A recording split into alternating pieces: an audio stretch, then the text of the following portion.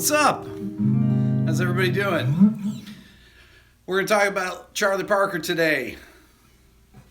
Actually, we're going to talk about Donna Lee today. I'll get the guitar out in a minute, but we're going to do a little whiteboarding today. And I don't mean riding in a river.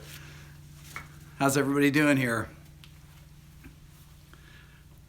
Good to see all you guys. Tell me where you're from. It's always good to know. You guys see the whiteboard? Is it the correct way here? Can anybody read it okay? Everybody can read it. Yes, correct? Oh man, we got Norway, we got Sacramento, all good. There we go. They just reversed this on the iPhone 7, just in the last update of YouTube. They have it where using the front camera, it makes the image correct, even though it's backwards to me. When I'm looking at it, all the chords are backwards, but I can see all your comments. Hey everybody. So some live whiteboarding here, then I'll get out the guitar and I'm going to talk about some practicing strategies for improvising over this Donna Lee. I forget who asked me about this, about Donna Lee in particular. Donna Lee is the chord progression to Back Home in Indiana. And Charlie Parker wrote Donna Lee over it for the same reason that jazz players wrote over all these kinds of chord progressions, because they didn't want to pay royalties to the original copyright holders. They figured this out. It must have been the record labels at the time that told them, listen, we have to pay for these songs and you don't make any money on them publishing wise if you use their melodies. So what they did is they wrote their own melodies over it. So the melody that Donna Lee is written over Back Home in Indiana, this chord progression, which is in A flat major here. So anyways, this particular tune is a 32 bar tune. It's a little bit tricky for a lot of people to solo on because it goes to a lot of different places. There's a couple places where it has these 5-1 dominant cadences like F7, B flat 7. It's a little tricky. It's got some 2/5s, like it goes 2/5 to the 4 chord there. We're going to talk about the harmonic analysis here. And then it's got a bunch of half diminished minor 2/5-1s here. But really, you're talking A flat major mostly in this, with a bunch of secondary dominants. And I'm going to show you some strategies for how to improvise over this and how to think about improvising over this, okay? What I want to start with is the actual harmonic analysis. So what are the chords? What are the notes that are changing between the chords? So we start out in A flat major 7. So we're in the key of A flat right here, right at the top, okay? Key of A flat major. Now, F7 is not in the key of A flat major, okay? But if you think of an A flat major 7 as a C minor 7, then you really have a 2/5 to B flat, okay? This particular cadence is a 2/5 to B flat, but it's a B flat 7 chord. This is where this cycle of fifths exercise that I had for you guys all remember this, right? The video I put out last week about the cycle, and it's about dominant chords resolving to other dominant chords, these 5-1 cadences that keep happening. This is one of those instances. F7 flat 9 is what typically is played here, and the reason is that Charlie Parker played a dominant diminished sound there. He would play a flat 9 sound and go to this B flat. Well, another strategy for this, so you have a 5 of 5 here, going to 1, but it's a 1/7, okay? A flat major and B flat 7 are not really related, but C minor 7 to F7 to B flat 7 are really kind of related, right? It's basically like a 2/5-1 in B flat here. But you have to solo over each chord individually. That's a tricky thing about bebop. That's a tricky thing about jazz, is soloing over each chord individually and knowing what the chord scales are. So when I'm approaching this, thinking about playing on it, I'm thinking about playing over each individual chords, okay? I'm thinking about A flat Ionian, and I'm going to F dominant diminished or F altered. If I go to F dominant diminished, I'm going to have a different concept going to B flat 7 than I would if I go to F altered dominant. The thing about F altered dominant is that F altered is the melodic minor scale that's a half step above B flat mix a Lydian sharp 11. Okay? F altered comes from G flat melodic minor. It's the 7th mode. B flat 7 comes from F melodic minor. This is a real trick here for you to think about here, all right? So if you play G flat melodic minor, it will give you an F sharp altered sound, which will give you nice strong resolution tendencies to the B flat 7 chord, okay? And if I play B flat mixed sharp 11, which is 4th mode of the melodic minor scale, that comes from the F melodic minor scale. What do you notice about these? G flat melodic minor and F melodic minor are a half step apart. So, if I play A flat major, then I go to G flat melodic minor. Now we're going to want to be hitting chord tones on strong beats. We're not going to ignore that. Because in order for this to sound like you're playing over the changes, you have to play with chord tones on strong beats. Doesn't matter if we're adding some, superimposing, if I play a C major triad on this, C major and B flat, I'm getting a Lydian sound, okay? I could be doing that, and that's still from F sharp melodic minor, or F melodic minor, I'm sorry. So you got 2 bars of F melodic minor, and then you're right into a 2-5-1 in A flat. So we're back to A flat major here, 2-5-1. And then you have I have E flat minor 7 to D7. Well, that's basically E flat minor 7 to A flat 7. D7 is just a tritone sub, okay? So this is a 2-5 to the 4 chord, okay? This is the 4 chord in A flat major. This is a 2-5 to the 4 chord. So I go 2-5. I'm in D flat here, but I'm not really in D flat major. I have a 2-5 in D flat major. But to the ear, I'm going to be soloing on a 2-5 in D flat major. It's as if I am, the important note here that's changed from the key is the G of this chord becomes a G flat on this chord. And that's a real important target note that you want to hit. That's what's going to give you the sound, that G flat, because that's the sound of that A flat 7 chord. It's actually easier just to think of it like this. A flat 7. Okay? Because you're going from major 7 or A flat major to A flat dominant. And if you play mixed sharp 11, let's say it's a flat 5 or sharp 11, A flat 7 sharp 11, and you play A flat mix sharp 11, that's going to give you the sound of that chord. You could play A flat altered dominant as well, which is going to give you the stronger resolution tendencies to go to D flat major. So this is all, I'll demonstrate all these for you. A flat altered, going to D flat major.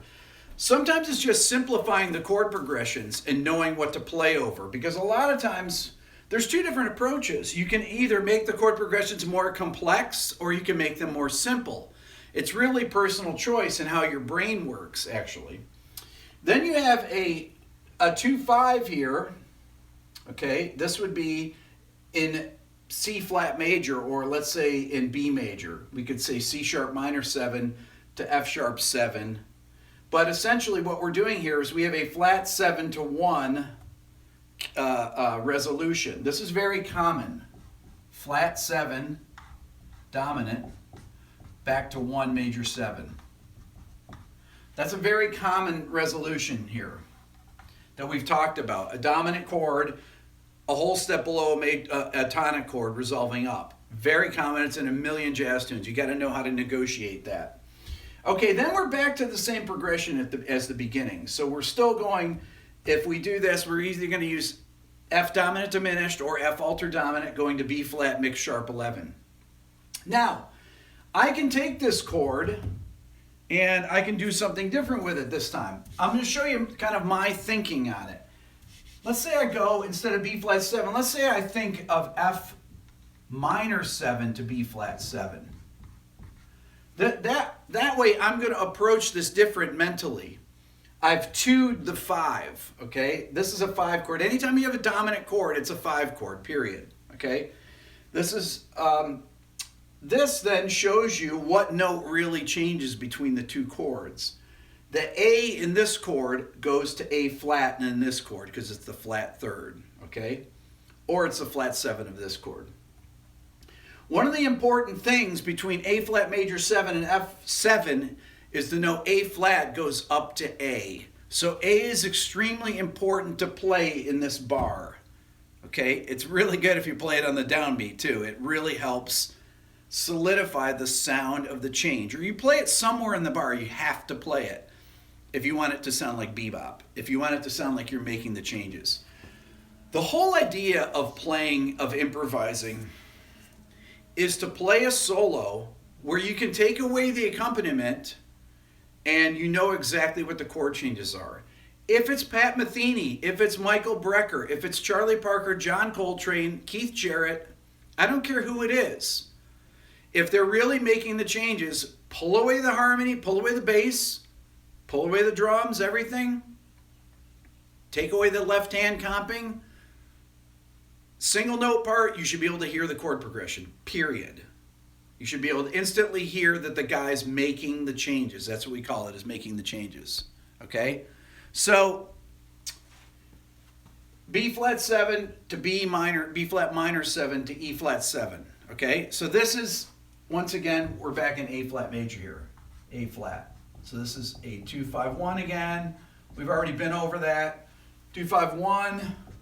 Once again, F7, B flat 7. Same progression again, okay? So, then we go, this is our next change here that we get to. This is the minor 2-5 in F minor, okay? So, F minor is the relative minor of A flat major. This is the 6th chord, okay? But here, it's acting as a 1 minor chord. Okay, so I'm going to make this a 1 minor. So you're really in the key of F minor here. Let me do this. F minor. 2, this is the 2 chord, the 5 chord, flat 9. This is the 2 minor 7 flat 5 to the 1 chord. And then we do a series of minor 2-5s. 2-5-1. 1, 2-5-1 again. We're still in F minor. Then we have this B diminished chord. Now, when I was playing at the accompaniment, I actually played over this. I played a totally different progression. But this is, if you go back to my video where I talk about diminished 7th chords that resolve in different ways, this is a diminished 7th chord that's resolving down a half step, or I'm sorry, up a half step to the 3 chord in this case. Okay, so this is a 5-7 of 3, or diminished 7 of 3, I'm sorry. Diminished 7 of 3. Resolving to 3, 6, 2, 5. 3, 6, 2, 5, 1, 6, 2, 5. Same progression, okay? 3, 6, 2, 5 and 1, 6, 2, 5 are the same.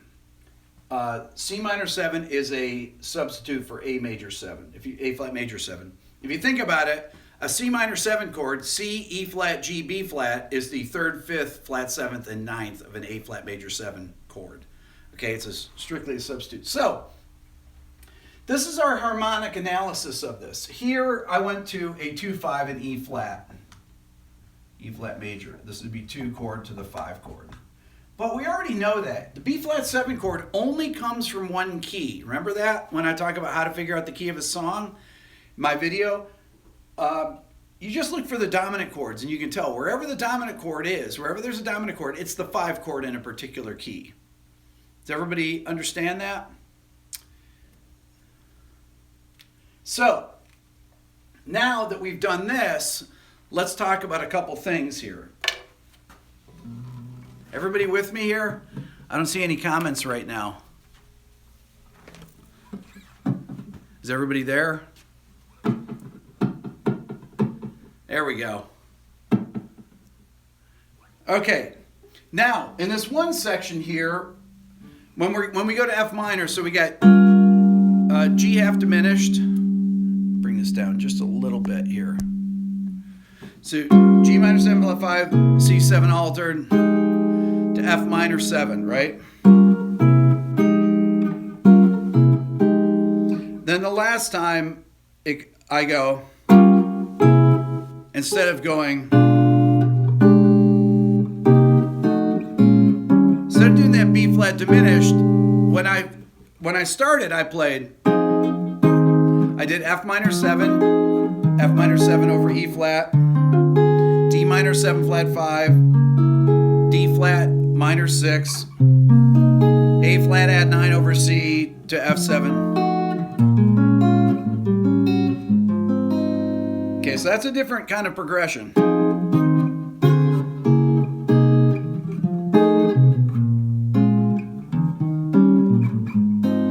When you start getting into these, when you're doing, I want to do a video on endings and intros of songs. This would be a typical ending that I would use you could use it in All the Things You Are. I'll give you an example.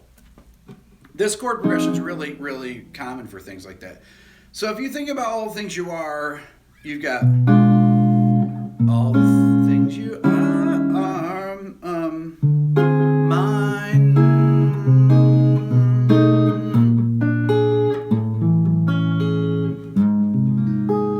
So if I'm doing the end of all the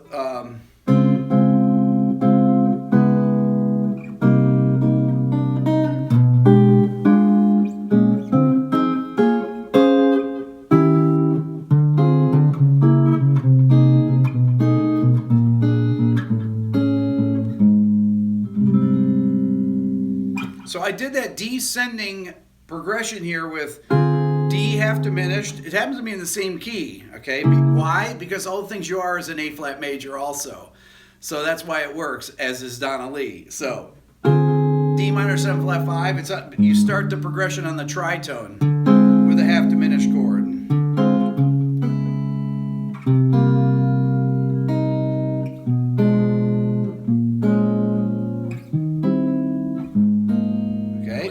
So anyways, let's getting back to the first part of Donna Lee here. So the trickiest part is navigating on the first couple chords. Okay, so can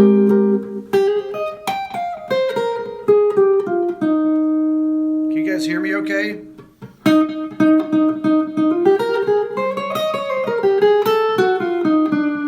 Okay, so I'm just soloing over the first couple bars because that you have to master the first 3 bars if you're going to master Donna Lee, because that's really the key to the whole song. The rest of the song is really easy. So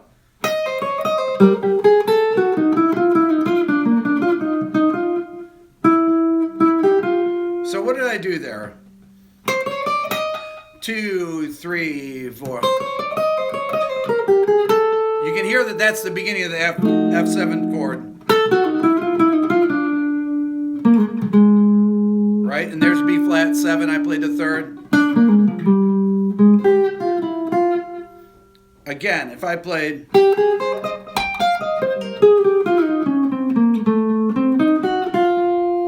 it's totally obvious where the chord progressions are. I did a little pickup. Let's see.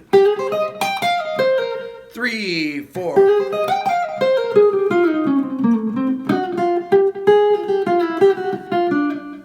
So I played,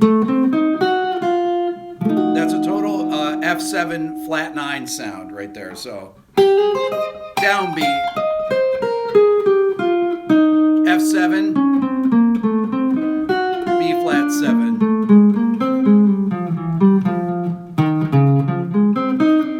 Then I did a step down to the minor 3rd of the B flat minor 7 chord to make that change heard.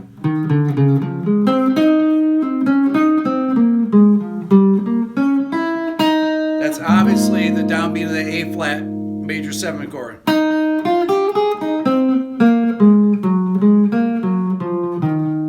And I just did da ba ba ba ba ba ba ba ba ba ba ba da ba ba.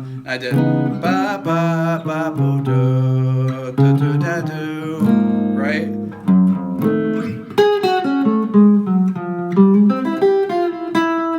So I did this time in F7. I'm playing F altered. Then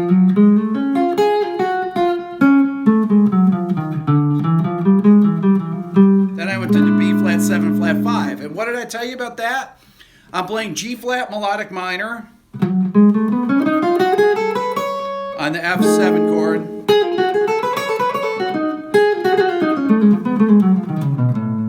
And I'm going. Then on the B flat 7 chord, I'm playing F melodic minor.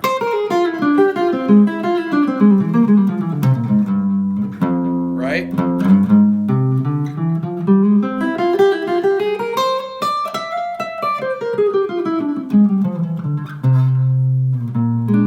So, if you can practice those two half diminished, if you can practice those two melodic minor scales a half step apart, G flat melodic minor, right, for F7 altered, and then going to G flat melodic minor going to F melodic minor. So here's G flat melodic minor. Then I'm going to F melodic minor. Okay, so I'm doing.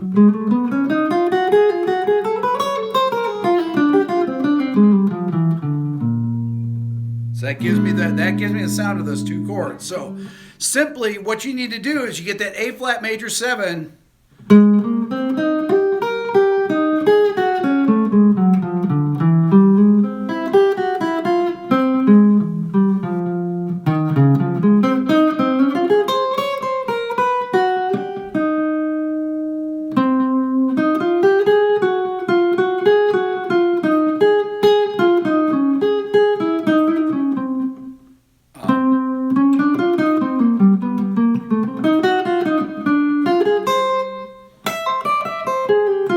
Once again there, I'm using B flat 7 flat 5.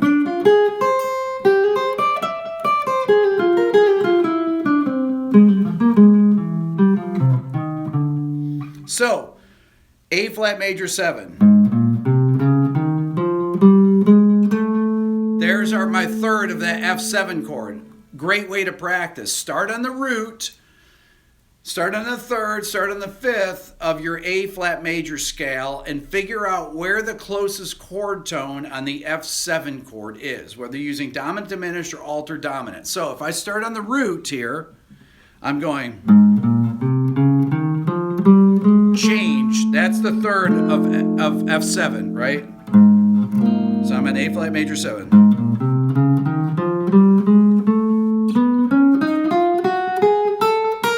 Then I'm on the root of the.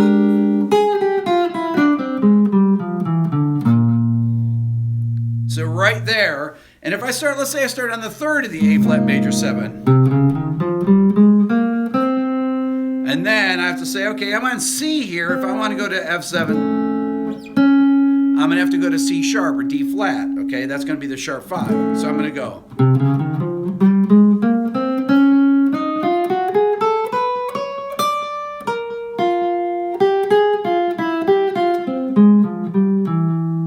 So I seamlessly went 3, 4. There's my.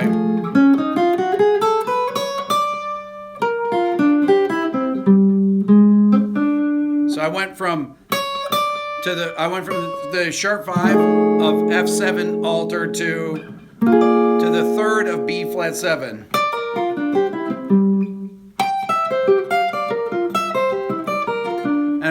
I'm using a B flat major triad and a C major triad to give a mixed sharp 11 sound, which I could actually do for this. I could do that up a half step, so I could do.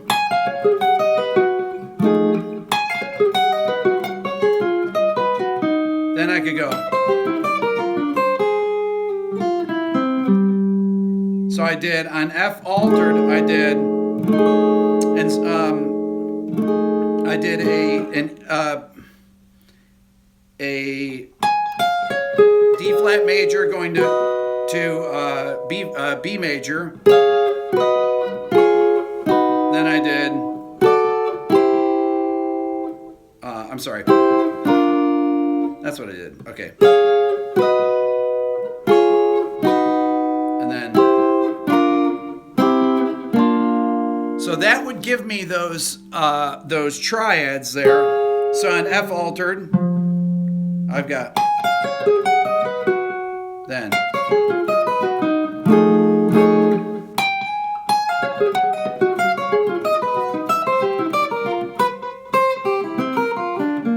that gives me the B flat mix sharp 11 sound. So I'm using two sets of triads there. So then I'm going to, and then on the B flat chord, I'm going C over B flat, and reaching for those sounds. But really all you need to know is on the F7 chord, if you play G flat melodic minor, and then on the B flat 7 chord you play F melodic minor, which is down a half step, you're going to make that change. The next thing is easy, the 2-5-1 and A flat major, okay? And then, so you're going 2-5-1 A major. So I landed on the third of A flat major.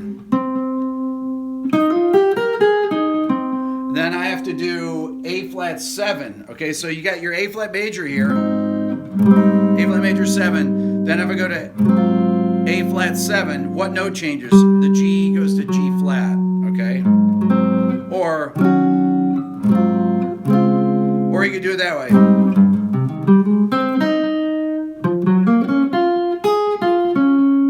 And then you're going,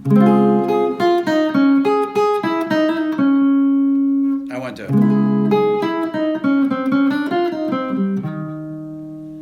and then,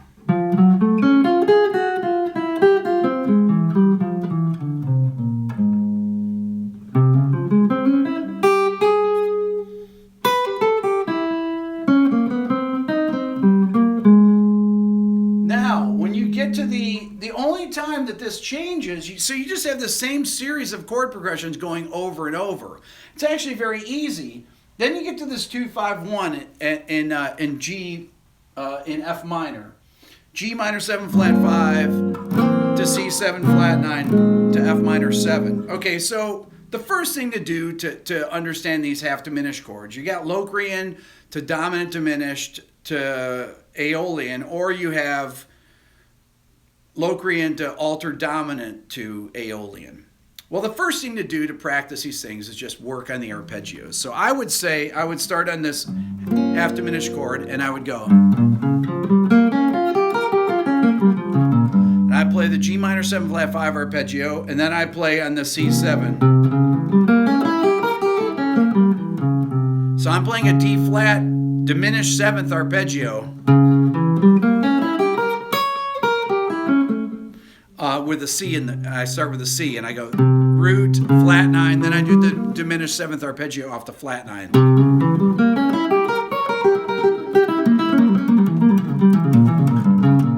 Okay, so I'm playing.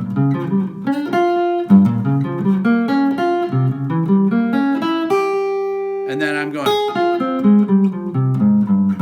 On the F minor, I just played a straight minor. I played a straight F minor triad, or I played F minor add 9 sound. Okay, that's a cool sound. That gives you this kind of sound. And then you have the quick minor 2-5s. Those things are a little bit trickier.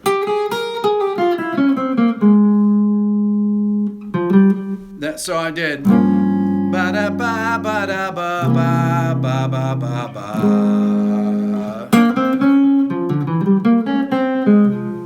da da da ba ba ba da ba ba ba ba, and then that happens a couple times, and then you gotta go. So I did on the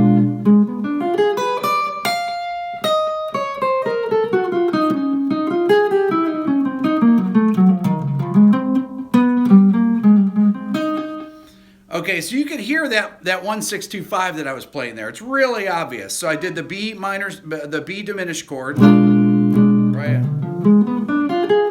I mean the melody.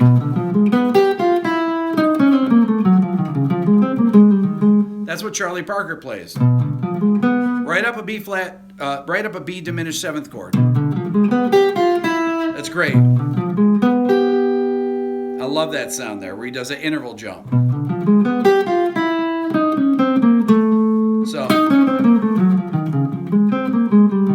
So yeah, right?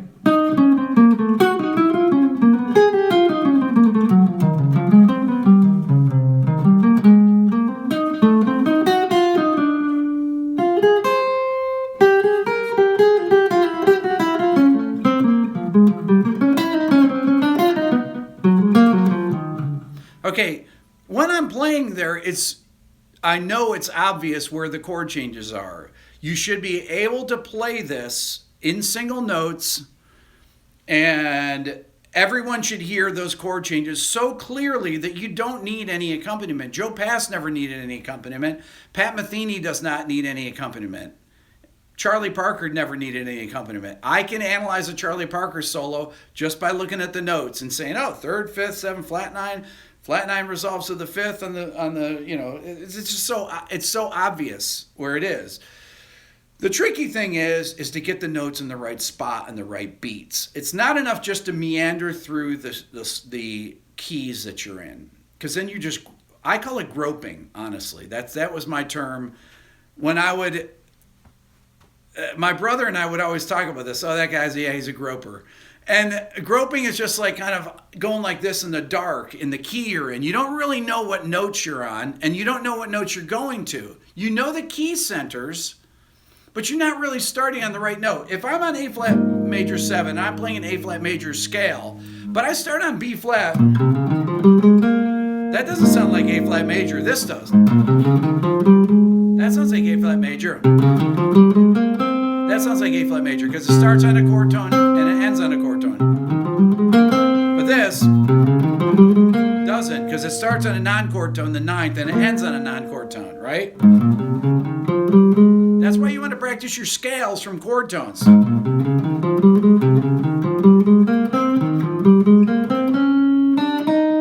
Okay, what did I just do there? I did A flat major, and I practiced the scale starting on each chord tone. So I'm doing A flat Ionian,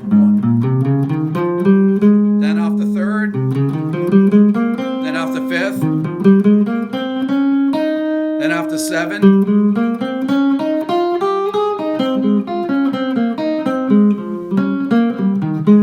What did I do there?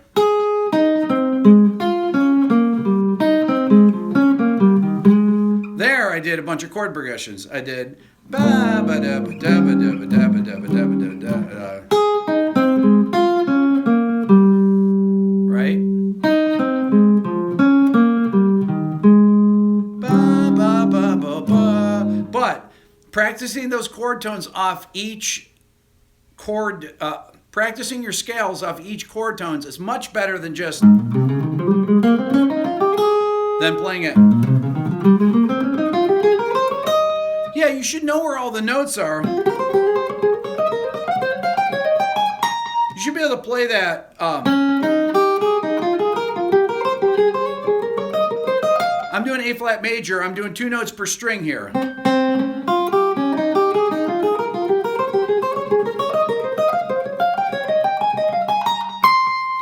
You should know your scales everywhere and every set of 2 strings and every single string.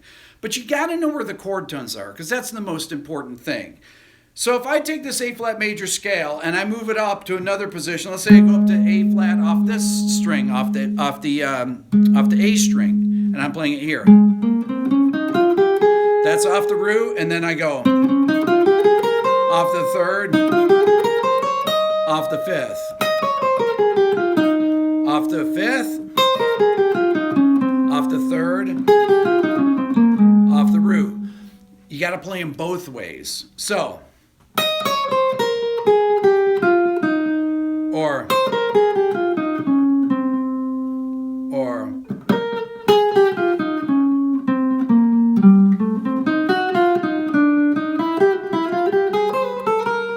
So I did off a.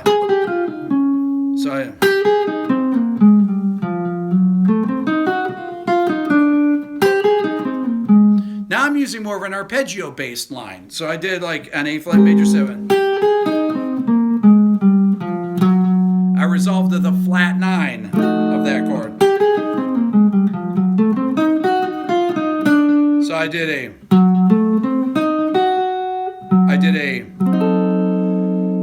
G flat diminished arpeggio over this F7 flat 9 chord. So I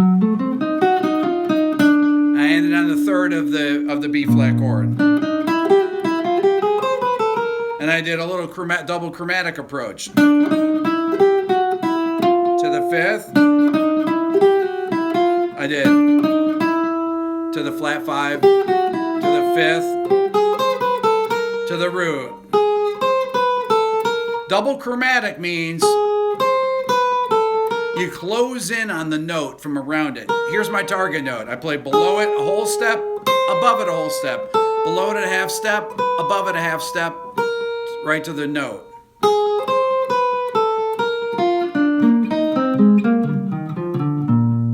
Okay?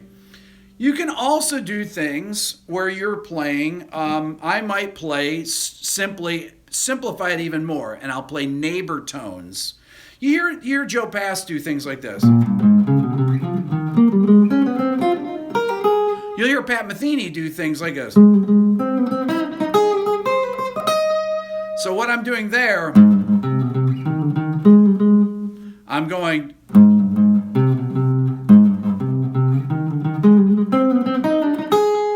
That gives me that A flat major sound.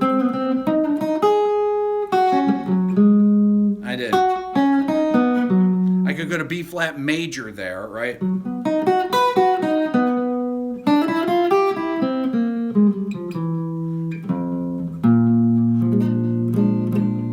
So I did, I'm doing B add 9 for this.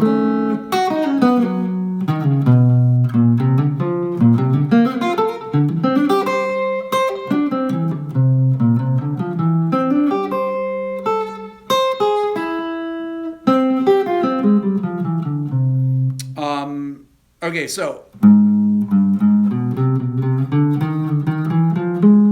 I did.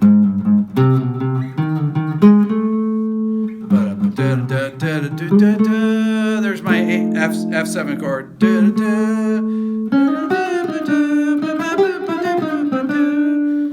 Then so I did. I lead into that B flat minor 7 chord with a half step, with 2 half steps.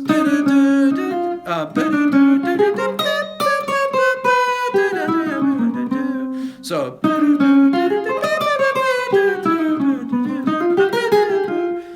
oh, that's cool.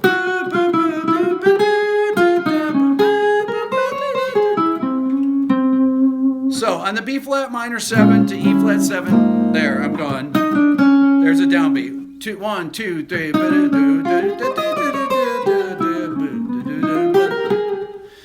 Right there, you can totally hear the changes. I could go. So I did.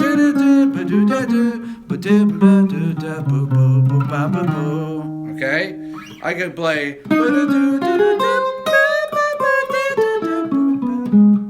I did on the E flat chord, I did an A major triad, so.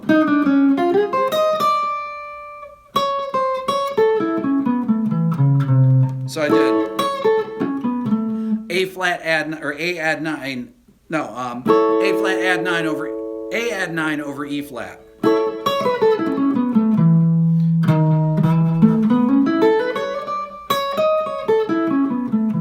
Great sound, that's this kind of a sound over that, so I'm going like. Alright, so the ear wants to hear those resolutions, right?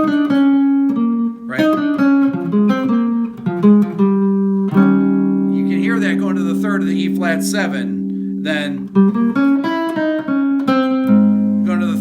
A flat major 7, and then, or yeah, and then, right, to the third A flat.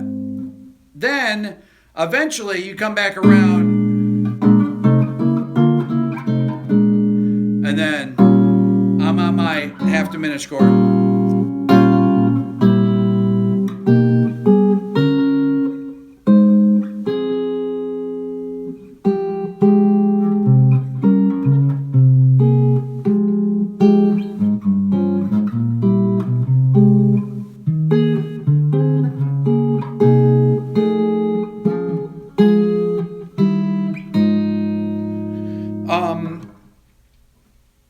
I did that descending position.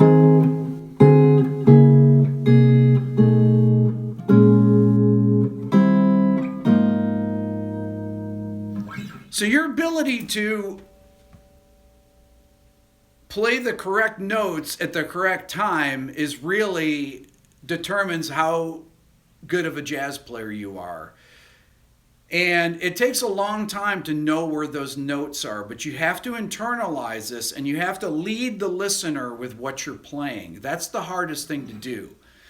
I'm playing in a real kind of traditional bebop style here, more like a Charlie Parker or Joe Pass. I mean, Joe Pass played like Charlie Parker. I mean, basically, with a little extra,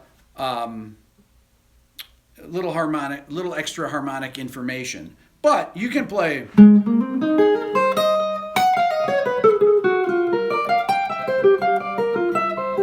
That's a little bit more modern. So what did I do there? I did A flat major, add 9.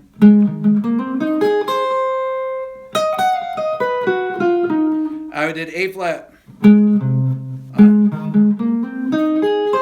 That's A flat major, add 9. And then I did a B Lydian sound over that to give my altered sound.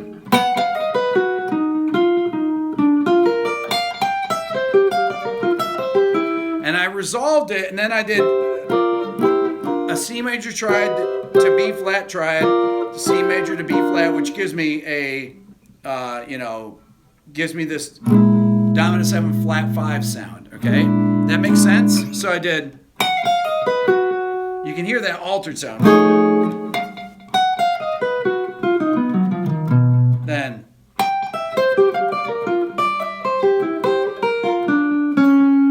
and there's my B flat minor 7.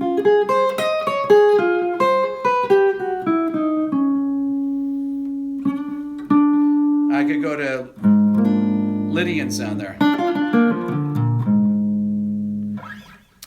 So that's using a little bit more sophisticated harmonic language there. I'm still going for those notes on the downbeats. Sometimes I can go for some upper extensions on the downbeats. So if I'm playing that B flat minor 7 to E flat 7 chord, so I'm going.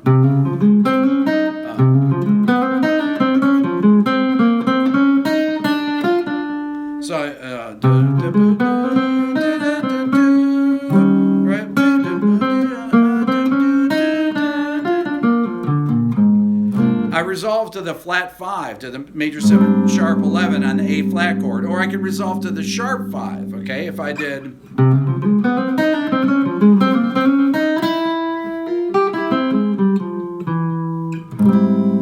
right? Great sound, very much hipper, much hipper. I mean, I could play a pedal sound on the B flat minor 7 to E flat 7. I could actually play a pedal E flat, and I could go.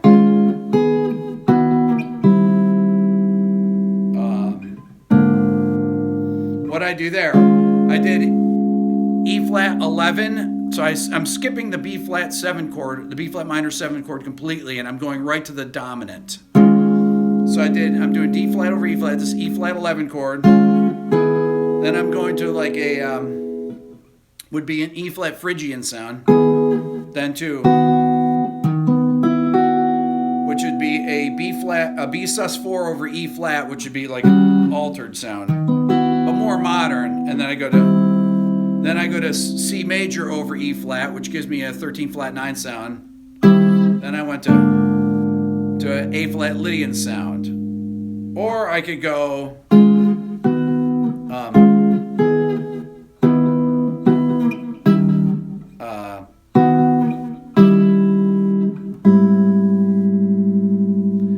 so I did, or I could go to the E flat 7 sharp 9 and resolve to the A flat Lydian augmented, because that's a little bit hipper setting. So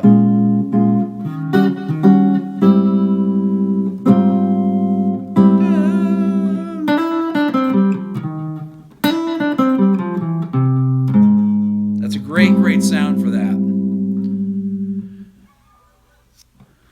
Anyways, the trickiest part of the tune, honestly, is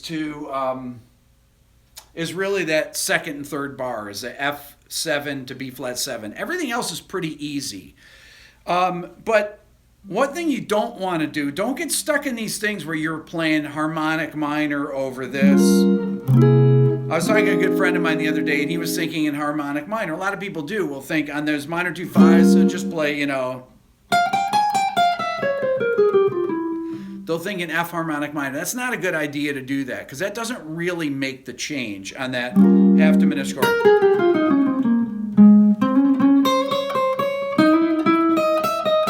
Right? I'm thinking like B flat minor add 9 is a great sound, because that gives you that upper part of the G half diminished chord is really a B flat minor chord over G. So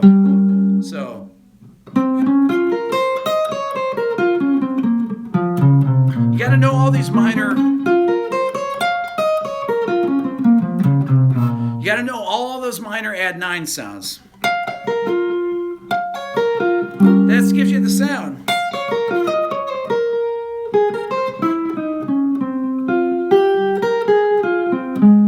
So I did.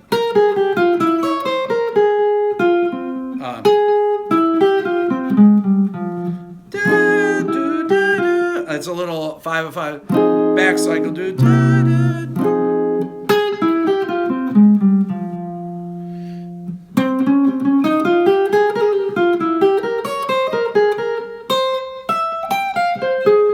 So, I forget what I did. So, I'm using. That's a great sound for G half diminished. I'm using like part of a Phrygian scale, B flat, C Phrygian scale. You can see that.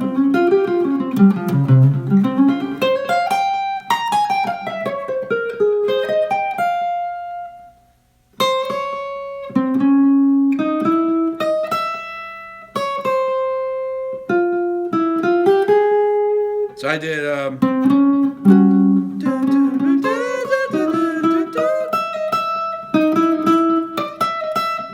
on that chord. Look for those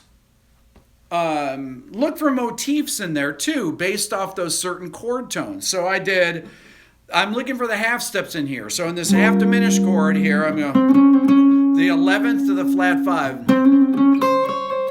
I did it up the octave. Then on this C altered chord, I'm doing sharp 9 to the 3rd, up an octave. Don't forget to use your octaves. You don't always have to be running scales or running arpeggios.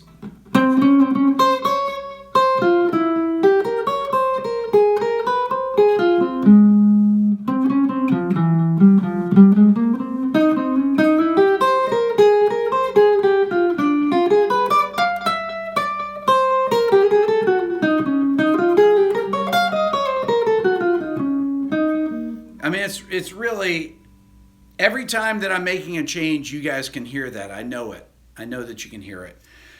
Get the sound in your ear, practice your scales off each chord tone and practice your transition notes.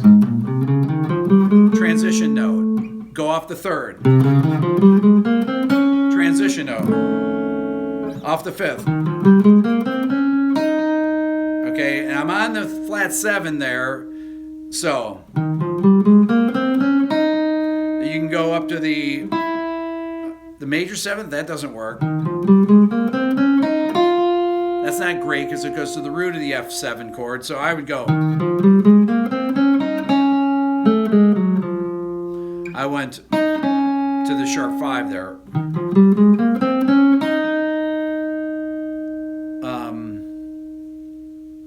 Or you can keep going up from there like this.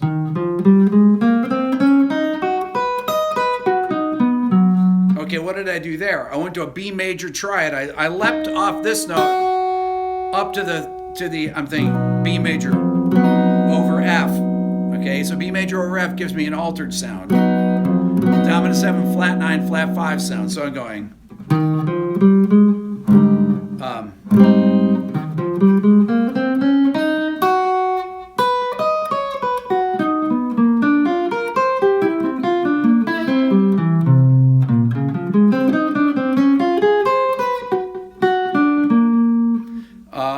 What did I do there? So, okay. 5th.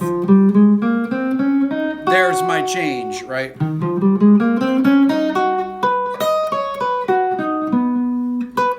So I'm doing a B add 9 chord over this.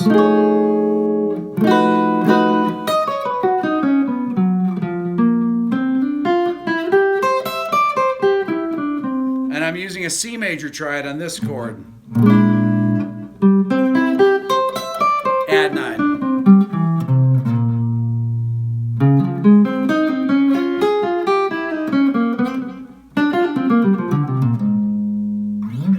Anyways, questions. This is all too much for you. Just rewind it, watch it again. You keep wishing for printed material from me. Buy my Beato book. It's got it all in there. All the way through once.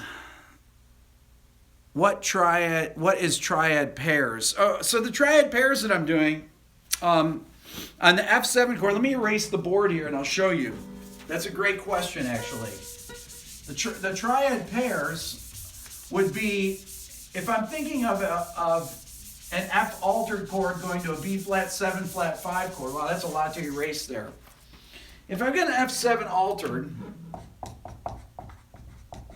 I can play a D flat triad, or let's say it's a C sharp triad, C sharp major to B major. They're a whole step apart.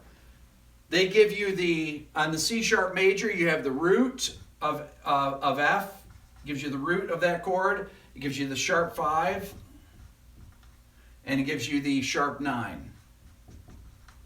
Okay? So, C sharp major, so it'd be this. You think about it. So you got the C sharp major. If I do it here, it's easier to see. You got the root, sharp 5, sharp 9 right there. Okay? Root, sharp 5, sharp 9. Okay, these are your triad pairs. Whoops.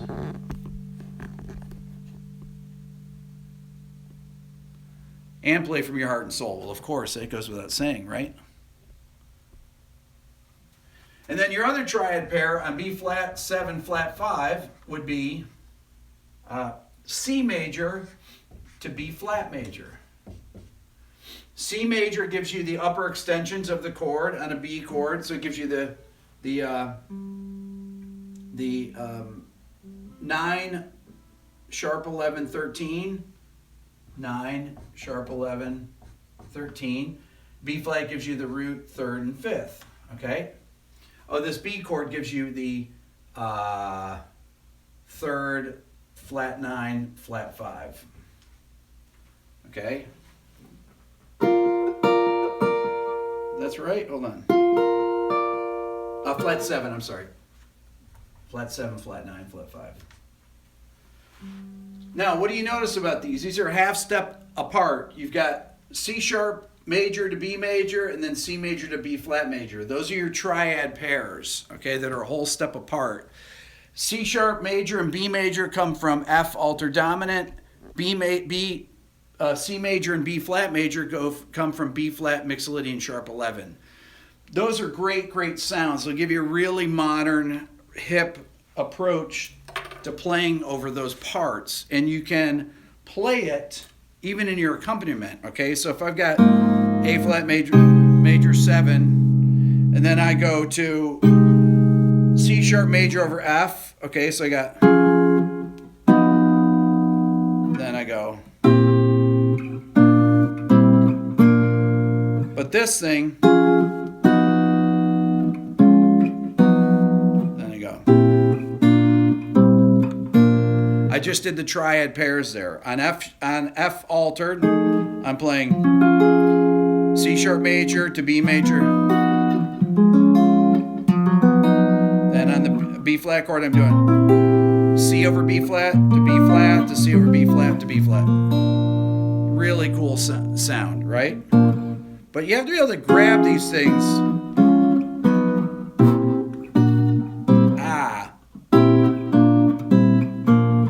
You're just practicing.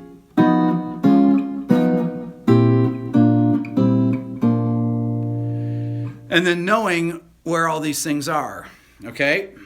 So those are those triad pairs that will work on this tune. And it happens all over the place. Donna Lee is actually an incredibly simple song to solo over. It's just a matter of getting over those, getting over the first couple bars. As you get through the first 4 bars, you got the song. That's just a bunch of 2/5s after that, no problem. Okay? Any questions? Too complicated, LOL. Just subscribed to your channel yesterday. Excellent. Subscribe to my channel. How many people are not subscribed to my channel that are on here right now? Let me see. I want to see how many people. And hit the subscribe button. I know it's kind of a pain to subscribe to things, but I promise you I'll give you good stuff every day. Who's not subscribed? Am subscribed. I want to see who's not subscribed. If they're not, they're losers. Like that. Sebastian, that's the man. I wish you subscribed again today. That's pretty good. This is your first session. We're all subscribed. Kick their butts. So all these formulas and everything are in my book to play over these. And there's I have tons of examples of lines to show you kind of how to navigate around them. You know, there's no secrets to this stuff. That's the thing. It's like people think that there's a secret to knowing this stuff. The secret is just studying it and getting it under your fingers. Whether you're Alan Holdsworth or Pat Metheny or whoever it is, you know, these people just have more things under their fingers than you. If they're, you know, and you have more certain things under your fingers that are easier for you to play than them.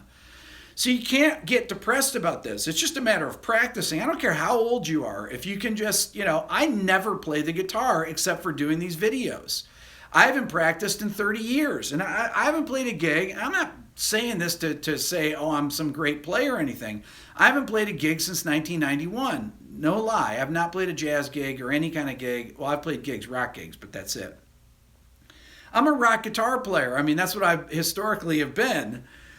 And I produce metal bands. I produce tons of metal bands. It's hilarious. I do singer-songwriters and stuff and country bands and things, but people don't even... I've got like all these 100-watt heads in the other room. I've got 10 cabinets, 412 cabs, and people see it. They're like, where are all your combos? I mean, I do have combos too, but I do a lot of metal, and I have for years. I've got a platinum record right there from one of the bands I worked with, Shinedown, if you ever heard of them, years ago. I did their first record. But they're not really a metal band, they're a hard rock band. Anyways, but the only difference between Alan Holdsworth and you guys is that he had more things under his fingers because he practiced a ridiculous amount. When I interviewed Scott Henderson, and I haven't put that interview up, that's going to be on my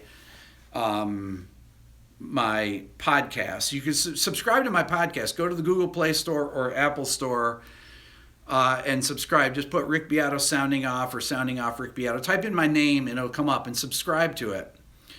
Scott Henderson blew my mind when he told me that he practiced 12 hours a day, and he's 62 years old. 12 hours a day. I wish I could practice 12 hours a day. If I had millions of dollars, I would practice 12 hours a day. My kids would freak out. But it would probably teach them something too if they saw that happen. So, you know, Pat Metheny, he practices 3 hours before every gig. I'm going to have Pat on too, by the way. He's going to be on after he gets done with his tour in June. So, I see, wait, you see what? I see episodes on YouTube that are not your podcast. Now, my podcasts are some of my episodes on YouTube, and I have some original content that I'm putting on there, like the Scott Henderson one. And I'm going to have more original content on there too. So I'm just kind of in the works of doing this. Yeah, there's, you know, look, it's all about practice. It's about knowing the neck, knowing where all these things are. And you know, what's interesting is that I don't ever practice, but I haven't forgotten where anything is. That's the thing. And I worked on it on the guitar. I taught myself piano. I learned all the stuff where everything is on the piano. And it's you don't lose it. It may not quite be as rapid coming back. If I practice every day for 2 weeks, let's say 3 hours a day, I could smoke pretty well over any chord changes, no problem. And when I say smoke, I mean I could play anything I wanted to at any tempo. It's just a coordination thing at this point. That the right hand really goes. Sounding Off podcast doesn't update in a timely fashion. I know because more episodes. I see only 5 podcasts. I think I only have 7 on there. I thought I had 7. More bass stuff. Oh, I will do I'm going to do some bass stuff. I've got a lot of bass things. I have a Jeff Berlin Sounding Off coming out tomorrow. You guys know Jeff, I'm sure. He's a great bass player. Played with Scott Henderson, played on Alan Holdsworth Road Games, has a bunch of his own solo records. He is such a character too. You're going to enjoy that, I think. Jeff is great, and he's hysterically funny. This is one of my favorite interviews because he is so irreverent with what he talks about. Anyways, so once again, it's just practice. That's the only thing. And the people that practice the most have the most accuracy in what they're playing. You got to have a good ear too. I mean, there's no question about this. My ear tells me where to go. I'm playing all this stuff by ear at this point. I mean, I know where all these scales are. I don't have to say, oh, where's F altered? I know where F altered is all over the neck. I know every chord tone. I know every triad in F altered. So I can play over them. That's why I'm when I can write these things out. When I played over the G minor 7 flat 5 chord, and I said, oh, you have that B flat minor 9 sound right in there in the chord. Well, yeah. It's just, it's a matter of saying, oh, that's it. There's a triad right there. What is that triad? What's B flat minor? It's obvious. But add 9, right? There's the sound. That's the sound. That's a great sound.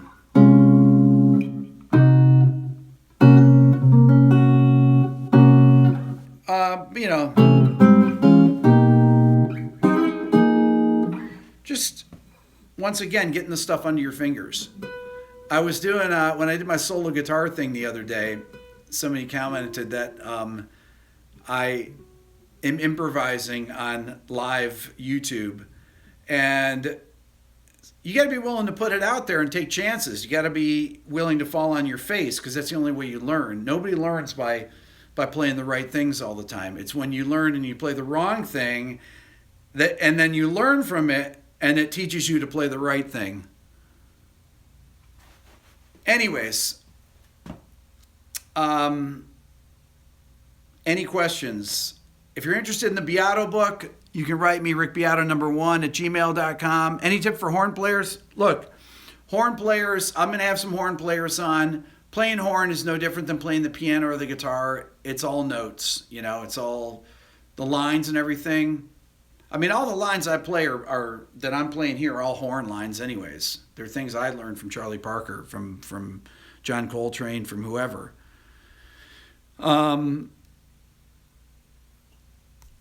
Let's see here.